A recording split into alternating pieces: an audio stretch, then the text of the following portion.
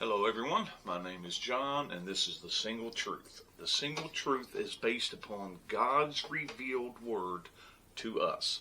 Okay, the Holy Bible is the only book we should be turning to for guidance in life. And it's the last word on any matter. Because God's word on a matter is the only word that does matter and not mine or yours.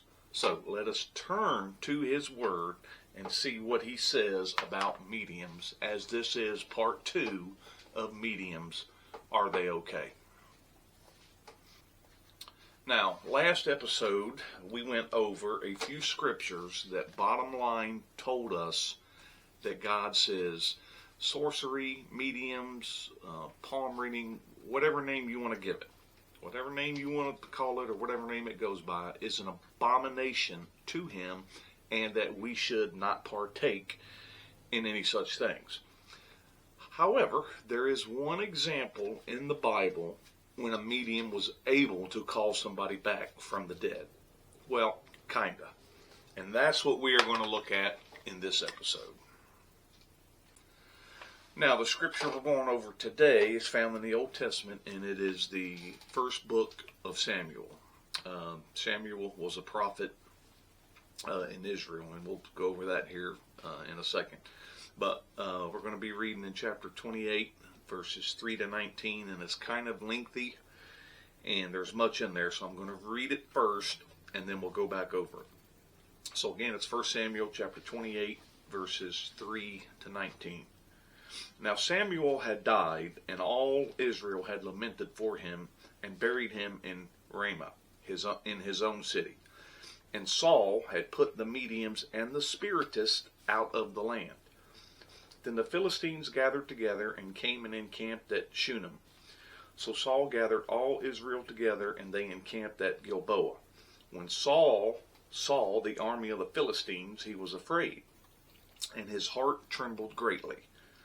And when Saul inquired of the Lord did not answer him, either by dreams or by Urim or by the prophets.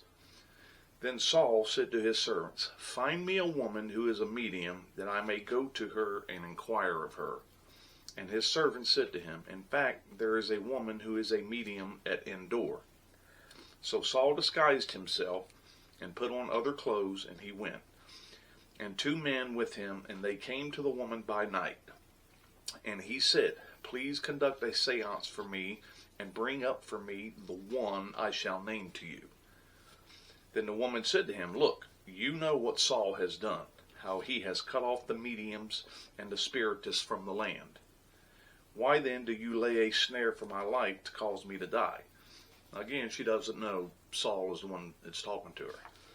And Saul swore to her by the Lord, saying, "As the Lord lives, no punishment shall come upon you for this thing." And we're in verse 11. Then the woman said, "Whom shall I bring up for you?" And he said, "Bring up Samuel for me." When the woman saw Samuel, she cried with a loud voice. Now, you'll see why I'm laughing in a minute. So when the woman saw Samuel, she cried with a loud voice, and the woman spoke to Saul, saying, "Why have you deceived me? For you are Saul."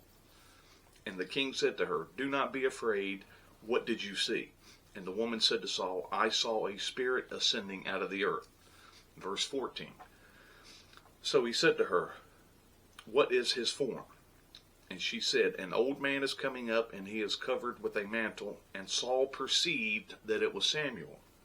And he stooped with his face to the ground and bowed down. Now Samuel said to Saul, "Why have you disturbed me by bringing me up?" And Saul answered, "I am deeply distressed, for the Philistines make war against me, and God has departed from me and does not answer me any more, neither by prophets nor by dreams. Therefore I have called you, that you may reveal to me what I should do." Verse 16. Then Samuel said, "So why do you ask me, seeing the Lord has departed from you and has become your enemy? And the Lord has done for himself as he spoke by me. For the Lord has torn the kingdom out of your hand and given it to your neighbor David, because you did not obey the voice of the Lord, nor execute his fierce wrath upon Amalek. Therefore the Lord has done this thing to you, this day. Moreover, verse 19, moreover, the Lord will also deliver Israel with you into the hand of the Philistines, and tomorrow you and your sons will be with me. The Lord will also deliver the army of Israel into the hand of the Philistines. And I know it was a lot in there, but you need to kind of know what's going on here. So now, Samuel, as I said earlier, was one of the greatest prophets of Israel. In fact, he was the first prophet when Israel got its first king, who was King Saul, the guy in the story here. Now, God had told them, you know, you should not want a king, do not get a king, but they wanted to be like all the other nations around them. Okay, so they wanted the king, and God said it's not going to turn out well for you. And it didn't. Okay, but that's another story for another day. So we see here in the story that Samuel died, and now Saul was trying to figure out what to do with the Philistines surrounding him and making war against him. Now, he had always relied on Saul to tell him what to do, so that's why he's trying to call him back from the dead to get guidance, because the Lord, as we read there, had left him. Now, what that Urim is in verse 6, it's talking about, it's on the breastplate of the high priest, there were jewels, and depending on how the light hit them, that you could get guidance from that. So that's what the Urim is when it's talking about there. Now, in verse 7, now remember, Saul had kicked the Spiritists out of the land. But then here he goes and says, find me a woman who is a medium that I may go to inquire from her. See, now he's getting desperate because the Lord's not answering him, and we'll see why here in a minute.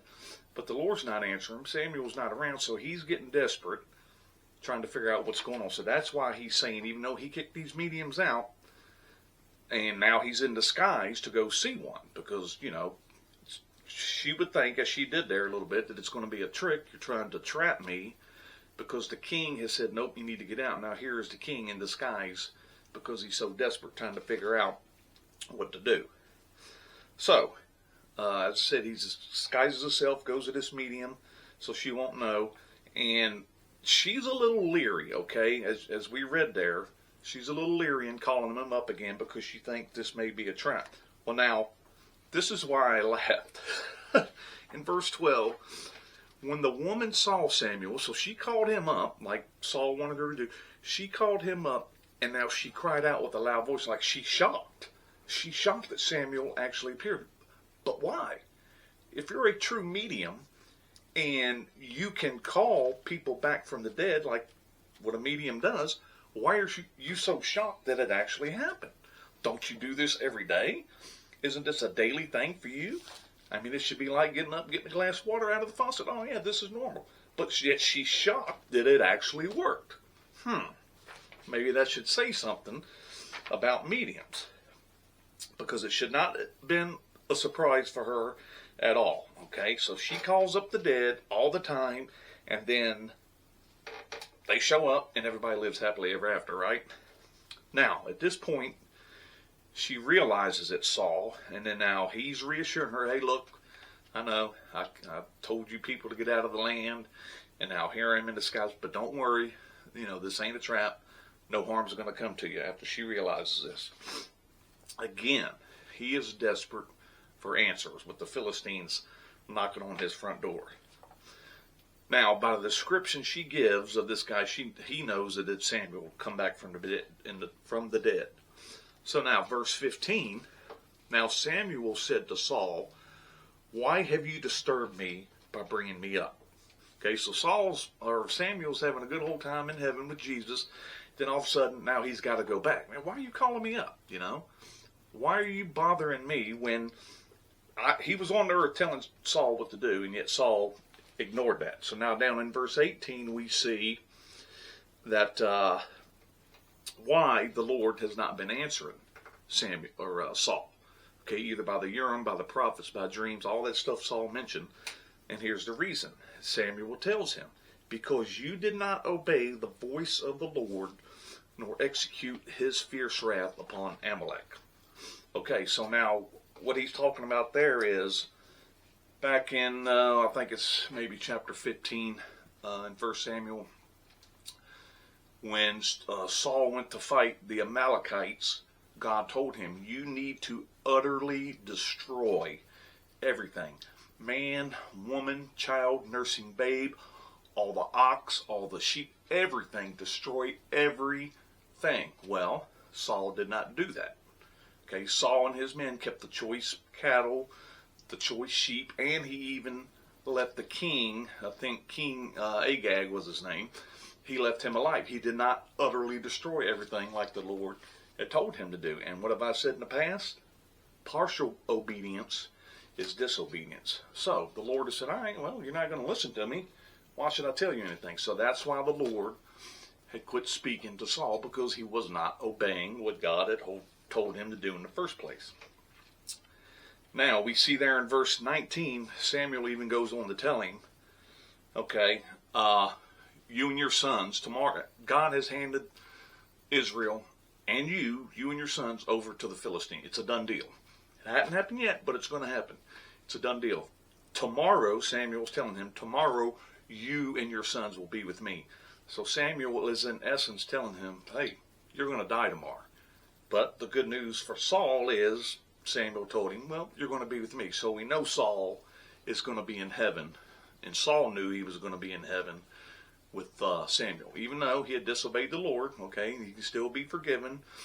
And Saul was righteous in God's eyes enough to where him and his sons were going to be in heaven with him. But there's still consequences for his disobedience. Number one, the kingdom's been ripped out of your hand, okay, because you didn't obey. And number two, now, because of those disobedience, those consequences are coming, that you and your sons are going to die. So now, what can we learn from the example of Saul as believers? Well, we know, if you'll remember from the story of Lazarus and the rich man, that no one can come back from the dead, okay? However, God allowed this to happen, okay? It was not the medium who called up Samuel from the dead, because remember, she was shocked when she saw him. Well, if you could actually do that, you shouldn't be shocked. Again, as I said, it should happen on a daily basis if you're able to do that. But God allowed this to happen, and I think for two reasons to educate us believers. And number one is this: he was letting Saul know it's over and why. And we can use this example as part of if something doesn't happen or go our way the way we think it should. Remember, it's consequences. So he was letting Saul know it's over and why. Even though God didn't owe Saul a thing. God did not owe Saul anything, but he was giving him a little nugget of knowledge here as to why things were going on. Okay, through his grace and mercy, he was letting Saul know, okay, this is why I'm not talking to you anymore, because you didn't obey me when you should have utterly destroyed everything like I told you. And he's also letting him know that, yeah, the kingdom's going to be ripped out of your hand and you're going to die, which over in chapter 31, we was in Samuel 28, but over in 31, that in fact does happen. Saul dies the next day, him and his sons. And the second reason I think God allowed this to happen, it shows us by example to obey God. Again, if you don't obey God, there's consequences. Okay, and what have I said before in the past? And I kind of borrow this from Charles Stanley. He always used to say, just obey God and leave the consequences to him.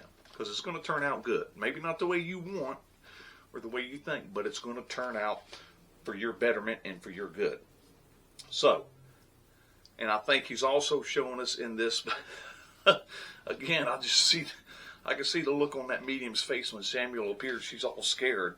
Okay, he's showing us by that example, when Samuel did come back from the dead, he was showing us by example that mediums are a farce. Again, if you're able to do this, it shouldn't be a surprise when somebody comes back from the dead. Okay, so I think he's showing us too in that they are a farce and that he is sovereign. He's in control of everything, not medium, spiritus, horoscope, whatever. Now, for those of you who continue to reject Christ, okay, you can learn from this too. All right, you can always learn from God, whether you believe in him or not. Mediums can't give you the guidance that you need. Okay, we see this in that example You know, if she was a true medium, she would have known that was Samuel and wouldn't have been scared. And she would have known it was Saul anyway in disguise coming to see her, but that's another story. So mediums do not know the blueprint of your life. Only God knows the blueprint of your life. So reject your way of doing things, you non-believers, and turn to Jesus, because he wants to give you that better life. He knows the true blueprint for your life, and he wants to reveal that to you through him and his power and his ways. Right now, again, he's not going to force himself upon you, all right? But he is giving you the chance, so turn to him now while you have that chance.